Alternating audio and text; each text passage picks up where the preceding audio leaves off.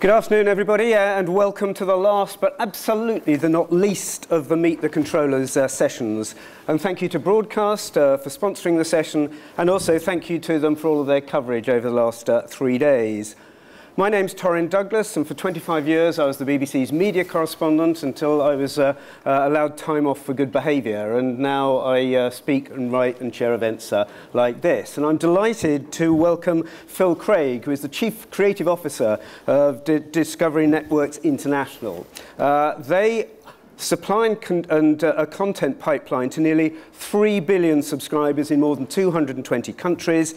But he's also announced here in Edinburgh that they're soon going to be putting more than $1 billion a year into global production. And Phil himself has a very distinguished record as a programme maker. As a senior producer on Panorama and World in Action, he made numerous hit programmes for leading indies Diverse and Brooke Lapping, then for Jane Root's Newtopia, before becoming head of Factual at Australia's ABC TV. And we'll explore some of that and some of the interesting people you've spoken to in that career. We also have a fine photo of you in RAF uniform, which of course is what you did before you moved into television. He's the one on the left of the picture. So how did that happen, and why? Well, it was a strange time. I was in the Air Force when I went to university, and I had to choose, I guess, at the end of that period, whether I would continue in the RAF or take up a traineeship at the BBC. So it was like one moribund British institution or another, really. And I went with the BBC. I never regretted it. But it was an amazing thing to do as a young man. And, you know, there are certain life lessons, I think, you learn from flying, and maybe also doing an officer training course, which I did, which maybe are applicable to television, I don't know. But I do remember my first squadron leader said, there are times, Phil, as a leader, you will find yourself having to shout. There are times as a leader you may find yourself having to run. There may even be times as a leader you may find yourself having to point. But never, under any circumstances, let the squadron see you run and shout and point at the same time. And I always sort of thought, that's probably quite good advice, isn't it? Yes, and you never have, I'm sure. Yeah. But I think that, you know, whether you're trying to fly a plane or direct a live TV show or run the department at a broadcaster, you know, challenges come thick and fast.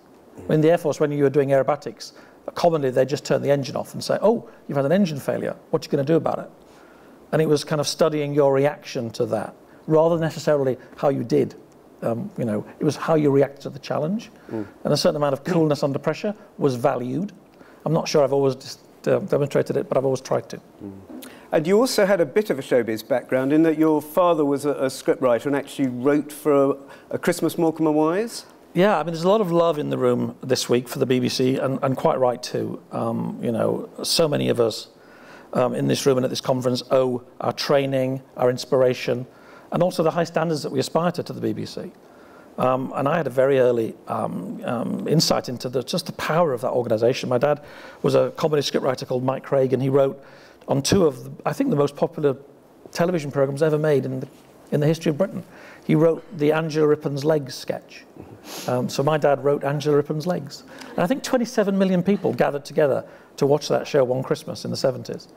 And, you know, so I've always loved the BBC. It wasn't really much of a choice between the RAF. The RAF and rock and roll at the BBC, that would have been a much harder choice. But you were also in the Footlights, you were also in Chariots of Fire. Yeah, I had a small speaking part in Chariots of Fire, but that's because of the Footlights. And it was the only time I ever beat Stephen Fry to a part. We stood up in front of Hugh Hudson, the director, and I could do a better northern accent than him. So I got the £20 in my hand, and we were both extras on that film. But there's another figure in our industry, Roy Ackerman. Roy and I were in a double act, and we literally were on stage with Steve and Hugh, but it was very, very obvious to us within about 15 seconds that they were really, really funny. And we really weren't. But it was one of those times you just try everything, don't you? And it kind of equips you, I think, a bit of flying, a bit of music, a bit of theatre, for the life of the television dilettante, which I think we all are to a greater or lesser extent. Well, let's come on to some of your dilettantism. You got the first interview with Morrissey, I think, but who, why, what was that all about? And I think we do have a picture of the two of you together. That's right. Yeah. There I am. Do you know, it's one of those great things about British TV, and I think it's as true today as it was then. You were given a chance at a young age. I had a really great boss at the BBC in Manchester working on a show called The Oxford Roadshow, I think widely regarded as the worst youth programme ever commissioned. But the one part of The Oxford Roadshow, funnily enough, anybody ever remembers, and it's all over YouTube, is this interview, because the Smiths were like a new breakout band and they'd never done much TV. And I got to spend a day with Morrissey. And I've been thinking, ever since Rich Ross told all those wonderful stories yesterday about hanging out with his Hollywood celebrity friends and Miley Cyrus, and having chips with Morrissey in a bus station at Stretford isn't quite so exotic. But at the time it felt amazing. And we did an interview that, I think helped launch that band and their performance on that show. But I'm so grateful to the BBC for giving me that kind of opportunity. You're also at Granada, and one of your mentors I know was Paul Greengrass, and you worked with him on Live Aid. Yeah, Paul and I did a lot of shows around with rock stars, actually. So I think we'd have another shot here of you I made a habit of this kind Bono. Of thing. Yes. Here I am with Bono. How did that one come about? I'm saying, listen, mate, you need to get some shades, the black. You need to go to Berlin, sort yourself out. No, I mean, Paul is another fantastic guy and one of those people in TV that just gives you a chance. I mean, that's partly because he could never get out of bed on time, so he missed flights. And that, the occasion of this interview, he missed a flight to Dublin. So I got to spend like a weekend with you two, around the time of, I think it was the time of the Joshua Tree album, when they were just becoming really big. And, whether it was World in Action or Panorama or my early years at the BBC, those opportunities, they were so valuable. And you just learn so much when you're thrown in at the deep end. Let's finally, on this memory lane, you with famous people. Let's get another picture up. Yeah. So you made, this was Discovery, wasn't it? Bin Laden. It was actually History, and it was commissioned by Hamish, who was sitting over there. Right, yeah. My kids tease me. They say the shortest measurable unit of time, Dad, is the time between you meeting somebody for the first time and you showing them that picture, which is true. It is true. And then neither of the people in that is a waxwork, by the way, despite how I look. Yeah, I mean, Hamish took a chance on us. I was many years later, when I was at Newtopia working with Jane Root, we wanted to make a very quick turnaround drama doc about the Bin Laden raid. And I think it took us 14 weeks, during which time we interviewed like 5 or 6 of the people who were in that famous photograph, including the president himself, and Bruce Goodison, I should say, organised a brilliant drama shoot in Cape Town. So we're just like driving forward. But I guess, again, the connection to the earlier stories about my career was somebody took a chance, somebody took a gamble, somebody took a big swing. And I hope Hamish agreed in that instance it really paid off. I think it was the only documentary interview he ever gave about the raid. Really? I think we got it partly because we were first to ask. Oh, we were working with the History Channel too, which helped. Which has helped, absolutely. So you've been making a lot of programmes. Now you're commissioning. I mean, what have you learned having been a programme maker about the commissioning process? A certain amount of sympathy for the producer, I suppose. But look, it's really, often in these kind of jobs, you are telling people things they don't really want to hear. You're turning down their idea. You're giving them notes on a programme you think you can improve. And in my case, I'm doing it in an English accent in Australia. So there's all sorts of potential for conflict always in that situation. But I think conveying a vision of the finished product, an enthusiasm for the finished product, a belief in it, that we're making something together that's going to be amazing. And I think the fact that I have been in the trenches over quite a few years, and I know many of them from my producing days, persuades most of them to believe that, whatever they think of the notes, that my heart's in the right place. I want to help them make a better film. And, Martha was saying very generously on that clip about the partnership she feels with Discovery. I mean, I hope that is common with people that work with us at Discovery, and I hope also people who've worked with me before in my other jobs. Partnership. Now, you've been at Discovery now for 6 months, and within a couple of months, you'd actually announced 5 new series and specials in natural history, engineering, survival, science, and aviation. How far was that you setting out your stall? Because obviously those were in the pipeline. Well, yeah, I'm like everybody else in our business, I'm all for unearned credit. But to be honest, most of the early commissions were well in train by the fantastic team that I was lucky enough to inherit. That Julian had established and led, and then Rowan Newell had taken over and led. And the work is extremely high quality, and it was a delight to see the slate and the state the slate was in. It was a real joy, actually. In terms of my own new insights or new enthusiasms, I mean, I think natural history is one of them. You know, I really do believe that Discovery should be in the natural history business. For quite a few years, it wasn't really that much. So I was very keen to try and find a new way of doing it. And I talked a lot.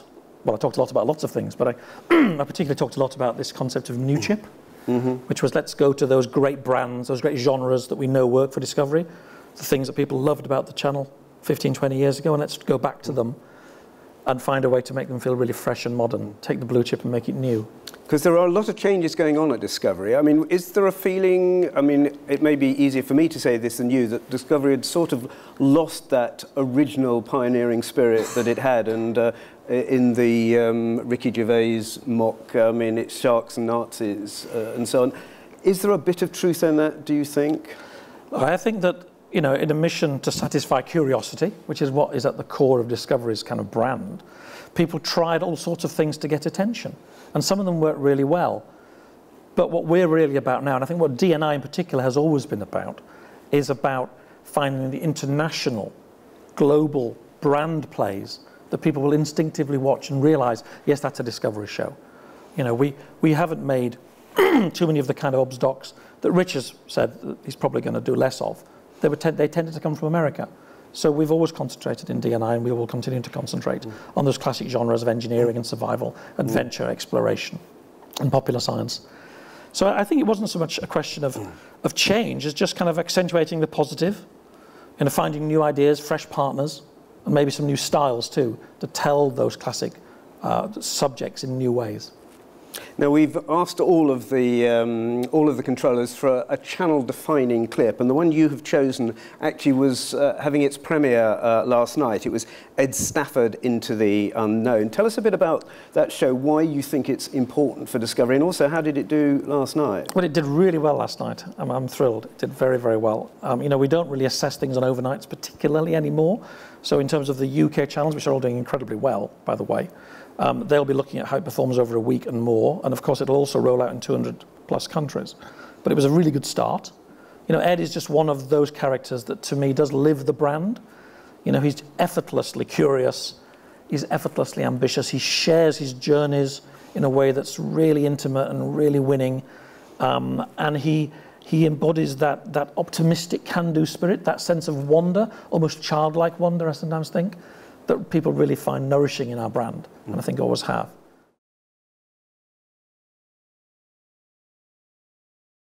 And you know, that moment for me is a real spine tingler. What a world. What a world this is. I mean, that's the Discovery Channel for you. And I could say it and you could say it, but he earns the right to say it by what he goes through and what he puts himself through. And to me, I just think it's a beautiful TV program. And I recently announced we're going to be doing 3 more Maroons with Ed, and I'm sure we'll be doing many other shows in many other titles with him in the years to come. And this particular, was that a one-off, is that a series, or this particular? This is a series of 6, I believe. Yeah. Yes, it is of 6. Yeah. And Marooned is a long-established format with Ed. He's going to do 3 more of them. Yeah. And then I'm sure we'll be doing other things in the future. Yeah. What are you going to be doing less of, do you think? Well, I think that there is a kind of mantra going around the sort of factual TV business at the moment, which I'm about to sign up to as well, I think, which is fewer, bigger, better. You know, I think that we want to concentrate more on the big, spectacular, epic, unique kind of shows that you'd only expect to find on our channel. And I'm pretty sure that Nat Geo are thinking the same, from what I hear from producers and mates. I think maybe, you know, in the past, we might have done, I don't know, 160, 170 hours, of which, say, you could say 100 were kind of like really high-end and epic. I think that balance could shift. And you've mentioned natural history, you've mentioned going back to the original Discovery brand. I know one of the programs you're really looking forward to is Life of Dogs. Tell us about that and why you think that's important. Well, I think Life of Dogs is a really important moment for DNI. It's the first big natural history commission we've done for a long time. And I think that we've chosen a classically blue chip, extremely experienced, brilliant company, brilliant filmmaker in Martha as well, and the team of Andrew and Grant who work with her. But we're blending that kind of blue chip pedigree with a really populist subject matter and a style that is quite playful. There's quite a lot of people in the show. as well as animals, and the story of the relationship between the dogs and the people is at the heart of the narrative, because humans and dogs have evolved very, very closely, which is why we are so very, very intimately bonded with them as animals. So it's a great story, and I sometimes think in natural history the story gets forgotten about. You know, I use the phrase screensaver television sometimes. It's really beautiful, but that's all it is. And we really wanted to make it new chip. We wanted to have a really good story with twists and turns and a certain amount of humour and comedy and fun along the way. They're only just beginning a huge international filming project. But the first big block of filming has been done. We got a little clip, which I hope captures some of the sense of style and purpose of the show. As you say, very, very different from that style. Is it? I mean, some people might say, for a natural history program, it's a bit overproduced. Look, I think that clip will be a highlight of the episode that it's in, but within that episode there'll be perhaps more traditional natural history sequences. I mean, they're filming all over Africa. They're filming in Siberia, in Mongolia.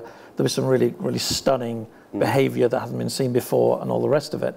But I like the fact that we can mix it up a little bit and have that sort of variety of tone and a certain amount of humour. And it is very, very glossy. I mean, Discovery again was getting into beardy, gritty, and so on. This is very different from that. Who are you competing with here? As trying to take on new That's a really good question. I mean, I think anybody who is looking to do great natural history, we're competing with them. Anybody who's looking to do exciting turbo shows, we're competing with them. Anybody in engineering and adventure, we're competing with them too. You know, there are a whole range of channels who do some of the things that we do. We like to think that, you know, only us does it in the Discovery way. Now, how many new shows like this? I mean, how big is this in your slate? I mean, how many other things would you be looking for? You know, normally, in recent years, we've commissioned about 150 or 60 hours. That's for global commissioning from the London core team, which I'm lucky enough to lead. We also commission about 1,000 hours through our regional commissioners, which are also part of the team. But all that sits within a matrix, that was Julian Bellamy's phrase, a matrix of other bits of commissioning and acquisition that are going on around the world within D&I. And some of that we control, some of it we influence but don't control, and some of it other people pay for and we help them run it. So it is quite complicated. There are numerous ways producers, for example, can come to us in different parts of the world. But in terms of this kind of shows, about 160 hours a year. Obviously, I'm looking to expand and to grow that, and I'm pretty confident we will. But at the moment, that's about it. And how big does an indie have to be for you to have the confidence in them that they can do it? And do they have to be owned by you? They don't have to be owned by us. Certainly Plimsoll aren't. And that's probably the biggest commission since I started. You know, one of the commissions I announced earlier this week is Freeride from Raw, who are owned by us. But I also announced a couple of commissions from 2 Australian companies that have got literally nothing to do with, you know, with Discovery at a corporate level. You know, I think we really genuinely are open to ideas from anyone. Realistically, for the big 6, 8, 10-hour commissions, we're probably going to want to work with a company that's got a track record, a solid business affairs department, production management that we know and understand. But we can, of course, team sort of first-time filmmakers or small businesses with larger businesses. We have done that. And occasionally we've taken a chance on straight outsiders for one-offs. That's outsiders, you know, newcomers to the channel from small companies. Another great success, which really gives me hope, by the way, that the natural history can work, is a show called Brothers in Blood, which Liz Brack, who's somewhere in this room, commissioned and worked on. Small company from South Africa, brought us this show. You know, natural history, haven't seen much of it on the channel. Traditionally was seen as more of a brand play than a ratings play, and yet this show has done absolutely brilliantly. In fact, I think it's one of the top-rated shows this year in multiple markets, because it was made so well, because it had that new chip energy. It had a really kind of quite a cheeky kind of Hollywood treatment applied to what was great natural history, and that came from a small outfit. So kind of bring it on. But if you want a really big commission, we might do a bit of marriage broking. Now, of course, you also have responsibility for TLC and the commissioning there. I mean, how different is that? Obviously, different audience, different, market. Look, I think in the last 6 months, our TLC output has been astonishingly good. And we were really on a roll. And Sarah, who in addition to producing this session and half of the festival is about to produce a baby, you know, when she's not been doing that, she and Mark and Charlotte and their team have been producing some amazing TV that's really got into a sweet spot. You know, we get a lot of fantastic shows from TLC USA for our TLC networks, but we also add our own unique flavour. And, you know, I think Sarah and Mark and Charlotte have found a really good, warm, relatable style that's effortlessly international with great characters, that's quite gritty, it's quite real. You know, series like Extraordinary Pregnancies, for example, which has done amazingly well, and we've announced a recommission for that this week from Curve. And a whole range of shows, and we're definitely looking to expand. And I have to say to the producers out there, we do get lots and lots of Discovery pitches. We get quite a few TLC pitches, but probably not enough. Yeah. You've got one show called Separated at Birth, which I think you think is yeah, I'm really proud of this one. Yeah. Another, which I think is in that same style of, you know, the sort of factual TV that feels like you're really getting to inside somebody's life while something is happening to them, rather than telling it historically, which I think is a big part of why that slate's working so well at the moment. So, Separated at Birth.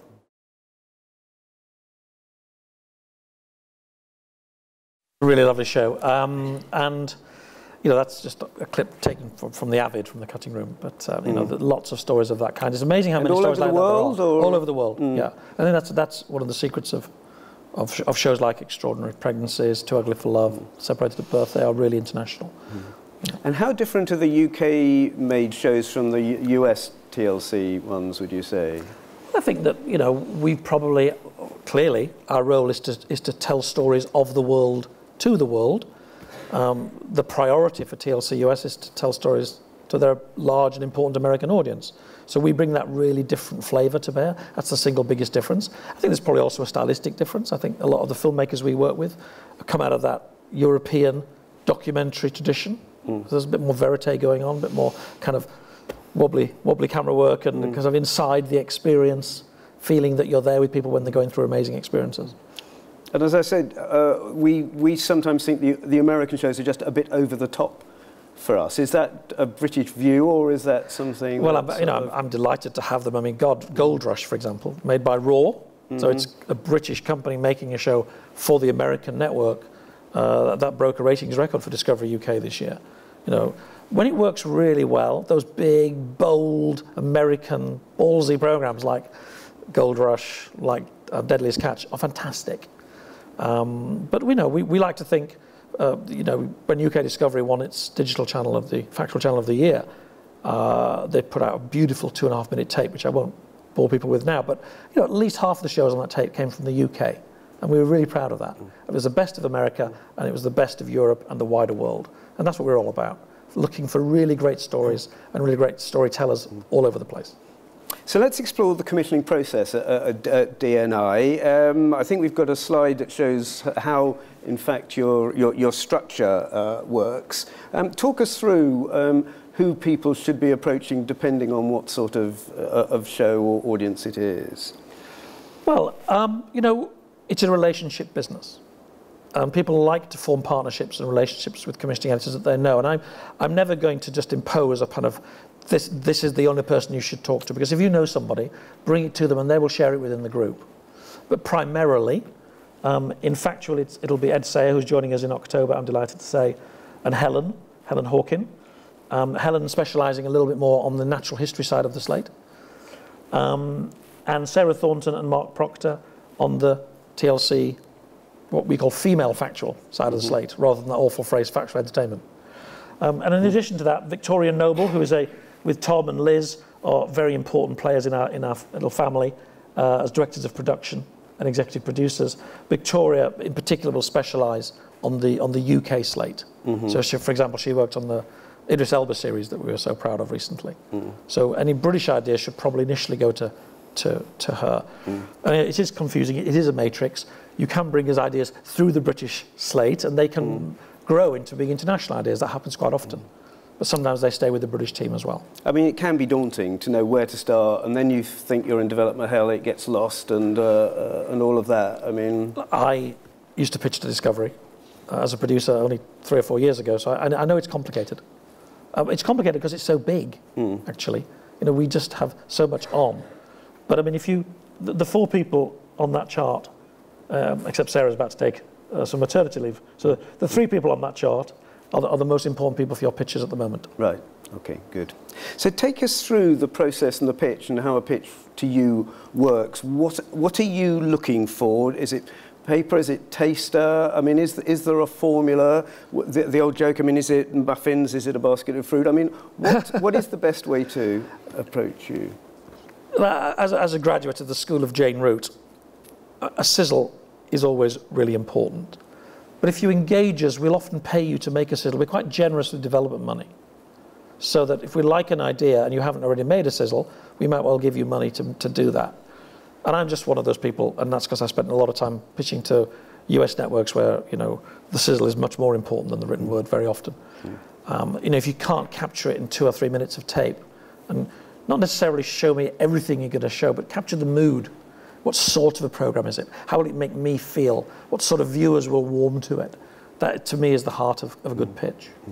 And you've got an example here where you have a sizzle teaser, and then you've got the program it turned into. So talk us about the first bit this is Liz Brack, who works out of our Washington office, is a really important director of production in the group. She has been working for some time with a really fantastic scientist called Derek Muller. Now, Derek Muller is kind of about to break out as a really big TV star. And I've been treading on eggshells for months because I'm lucky enough to be on the committee of the Science Congress.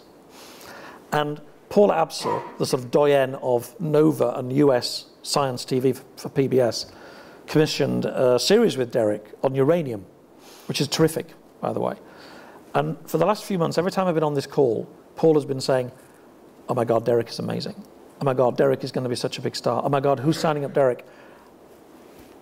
I've been sitting there like this. I know on the call there are key people from Nat Geo and other channels who might want to snaffle him. Yeah. And we were negotiating this program with him during this whole time.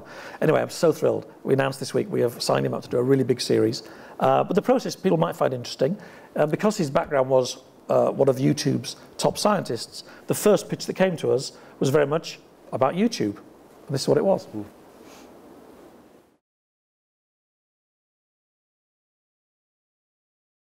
Yeah, so it's funky, it's YouTube, it's young.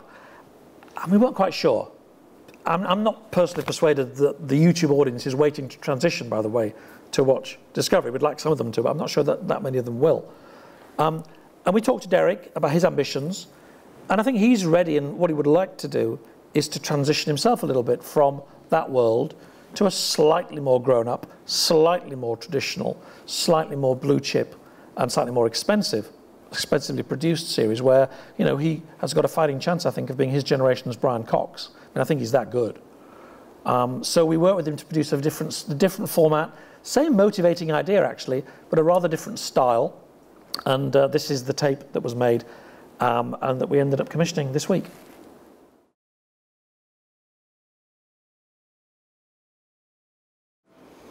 Yeah, so it's still a sizzle tape. It's still pretty fast-paced.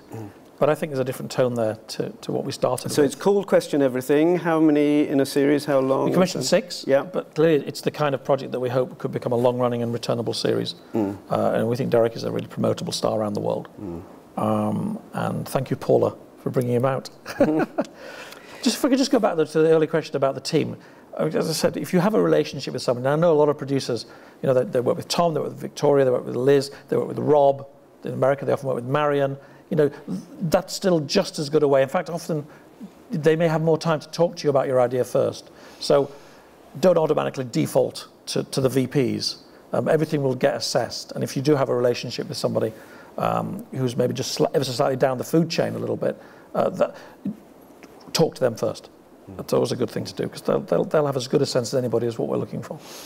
This is obviously a creative business. The audience is fickle. There are risks. What happens when it goes wrong? You've put quite a lot of money into a show and actually, for whatever reason, the audience just doesn't get it, like it, engage. It's always heartbreaking. I mean, because the only shows worth commissioning are pitched to by people who are passionate about them.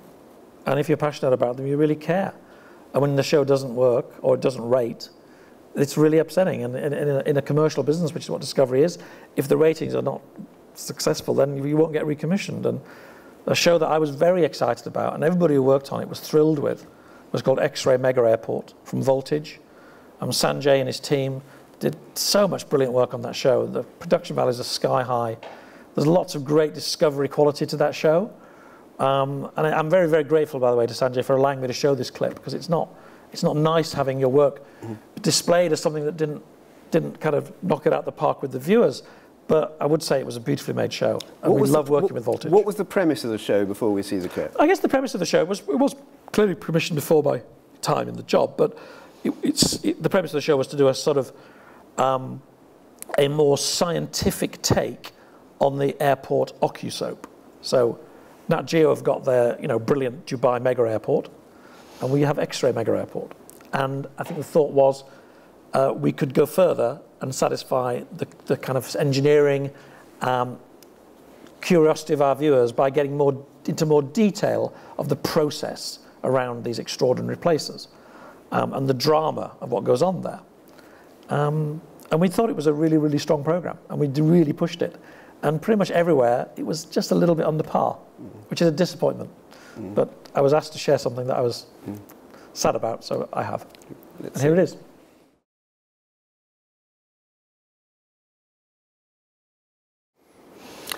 What went wrong? Why didn't it work? Well, obviously we thought a lot about it. And the real culprit, I think, is Frankfurt. I'm blaming Frankfurt. It's not on anybody's bucket list, is it? Let's be honest. Whereas Dubai, glamorous, exotic. The series we announced this week, Sydney Harbour, glamorous, exotic. You want to go there, don't you? Do you really want to go to Frankfurt unless you're changing planes for Dusseldorf? I mean, you don't really, do you? And we didn't think that mattered. Maybe it did. Maybe there was just something a little bit... By emphasising the technology, which was the point of the commission, I'm certainly not blaming the producers for doing that, but by emphasising the technology and downplaying the human characters, we maybe came up with a show that was a little bit sterile. Maybe just didn't have enough kind of human warmth and fun in it. I mean, I really don't know. I thought it was a great show, actually. I thought it was really well made, but... And as you say, it's a mystery, and sometimes you just don't know. To the producers for allowing it to be shown in this context. Thank you, Sanjay. And so, because I do think you can learn, and you have to learn from those sorts of things that don't quite come off. Now, I'm going to be opening it up to the floor shortly, and I also have your questions that have been sent in on the app, and some of those coincide with some of mine, so I'm going to mix and match a bit here. But first of all, people say that your terms of trade are very hard on the indies. Do you accept that that's the case? And if so, that you're generous with upfront money to do the pilots or whatever, but actually, ultimately, you want the rights? Yeah, we do want the rights. It's true.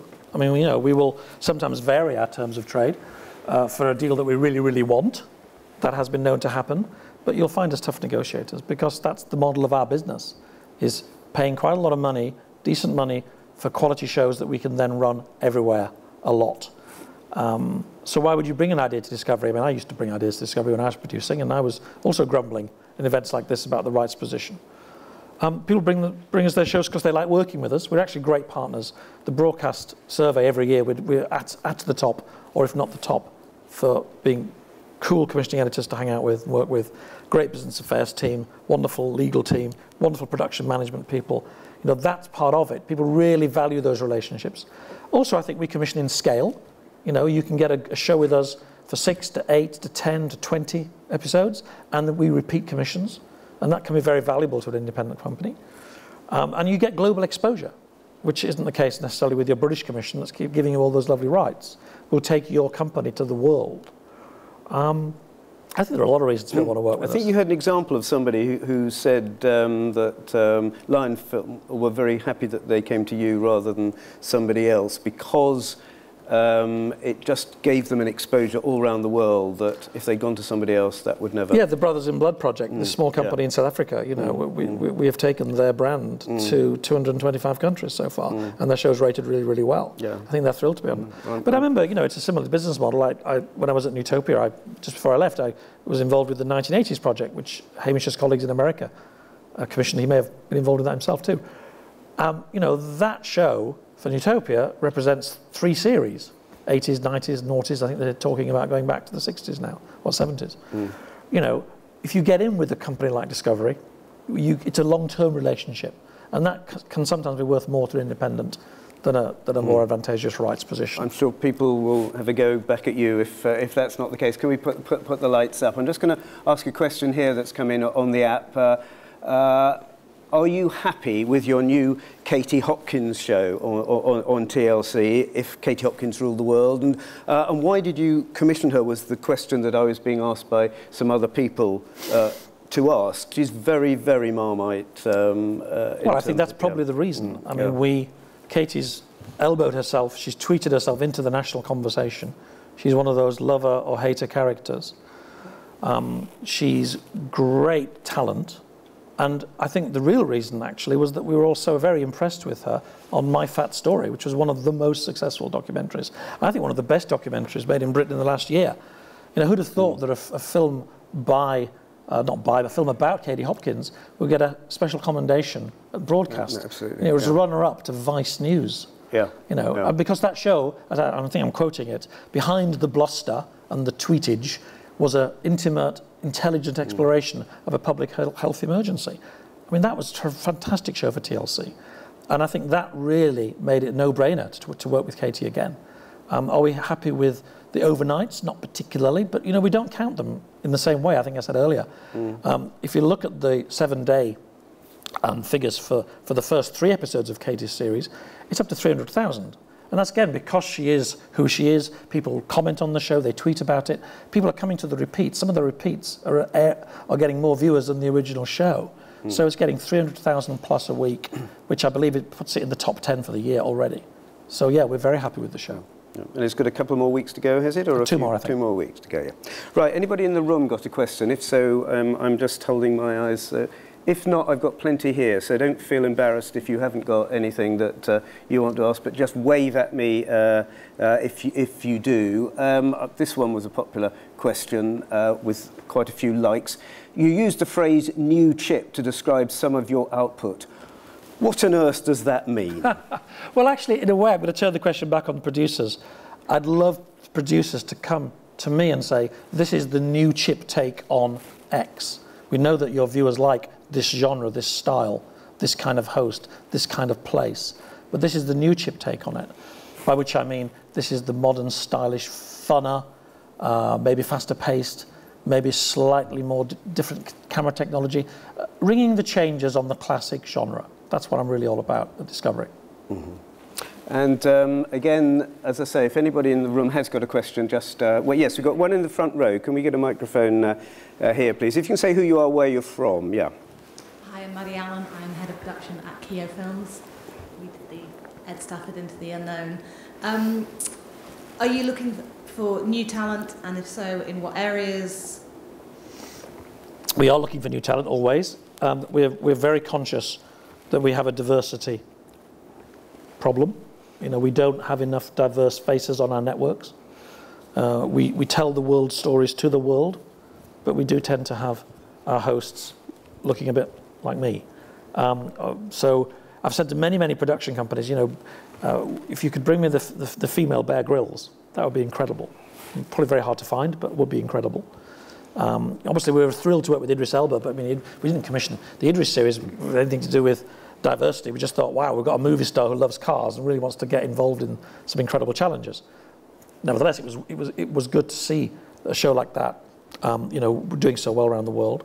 But you know, we're particularly conscious that we're very, very popular in South America. A lot of our shows are really, really massively successful in Brazil, in Argentina, Colombia, and we haven't got enough Hispanic people on our air. And I really would like to prioritise that in the next 12 months. How far do you feel you have a responsibility? There's been another announcement just in the session just gone by Advasi, Ofcom and various other government-backed organisations, diversity being very important. But you're a commercial company.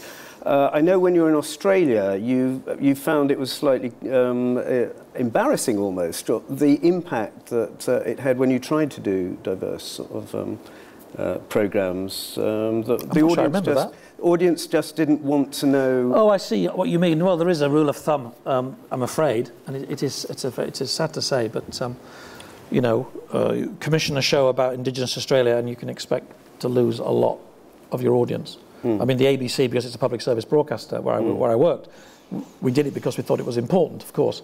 But I think the commercial broadcasters would tell you that any show about or featuring indigenous content will not rate well with their core audience, and that's a sad fact of their business.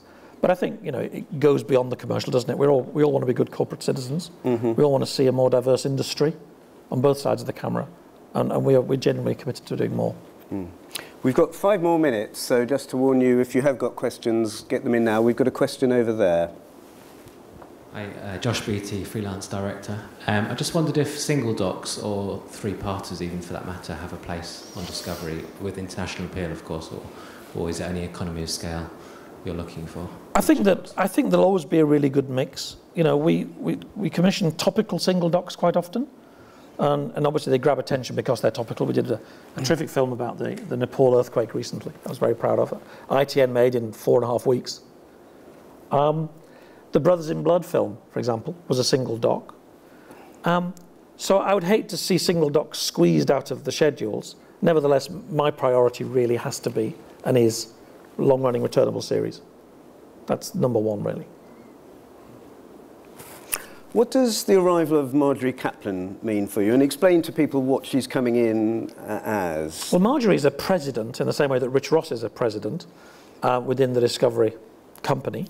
And she's been given oversight on $1 billion of spending across the world. And that includes everything we commission in all the countries in which we operate. So there is a lot of local commissioning, some of which falls under this department, some of which doesn't. There's a lot of local commissioning, there's a lot of local acquisitions as well, and there's a lot of local co-production. So Marjorie's job is to kind of get her head around that enormous amount of content spend and make a plan as to potentially how it could be spent differently. I'll be reporting to her, which I'm really excited about, because many people in this room might know Marjorie. If you don't, you'll really enjoy meeting her and working with her. She's going to be a real adornment to our industry here in London. She's a fabulous, smart, strategic, but also passionate filmmaker, and I'm really delighted. Well, that helps, because if she didn't agree with you, I mean, suddenly you're trying to do new things with Discovery, and if you weren't on the same wavelength, where have you come across? I mean, at the moment, JB was my boss, and you know, with all due respect to JB, he'd probably say that he'd rather see Marjorie and me talking about content than him and I, because he's probably off buying a company or two. Yeah, get the point. Yeah. And she arrives soon, or? She arrives, I think, in the middle of October. Yeah. I mean, I'm sure she'll want to go on a tour of the European scene, but also the global scene. But I think the fact that Marjorie is coming to London is a further sign of the rising importance of D&I within Discovery. You know, I think that as one of the stars of the company, to place her here shows where David Zaslav is thinking the future growth will be. And of course, Discovery itself is making huge waves in a way that it never did before. It was this time last year that we learned that Discovery had bought Eurosport and it's now bought the Olympics. And it's breathtaking. I mean, that is really, really It really huge. excites me to be part of a company that, you know, at a time when there's so much doom-laden talk, can just go out and make these very big, bold plays for the future. And, you know, I said earlier that one of the values of Discovery is almost childlike enthusiasm for the world. What a world this is. But I think that actually translates into the way we see our business. I mean, I think David is incredibly ambitious and very excited about the potential for further growth. We're certainly not looking at the future with fear. We're looking at the future with confidence. And will you have anything to do with the Olympics? Does that fit into your area at all? Or how do you engage I think we're still digesting the news, to be honest. And it's a little while off yet. It's primarily Eurosport, of course, that will be carrying the coverage. But I'm excited at the opportunities of working with Eurosport to develop some factual content for sport. I wouldn't rush pitches to me just yet. It'll probably take a few months.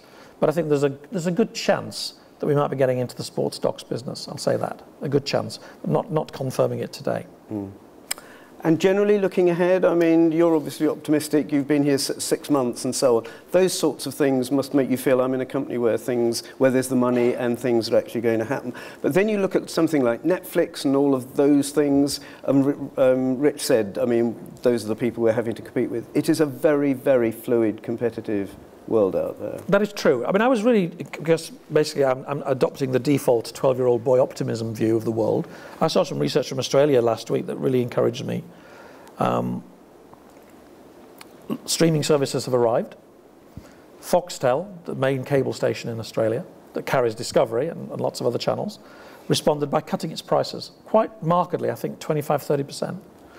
So what happened? The streaming services are doing really, really well. But so too are Foxtel. They've grown their subscription base at a time when their competitors in the over-the-top world are coming in. So maybe their profitability is a little bit less than it was, but it's still profitable and they're growing. See, I think there's room for all of us. I don't think one technology knocks out another one.